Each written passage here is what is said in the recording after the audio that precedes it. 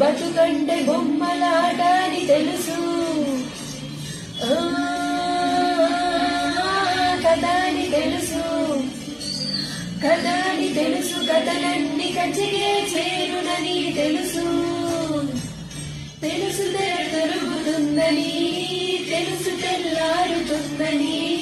తెలుసు ఈ కట్టె పుట్టుకుమంటదని తెలుసు ఈ మట్టి మట్టిలో కలిసిపోతదని ఇన్ని తెలిసి ఇరగాటంలో పడిపోతావు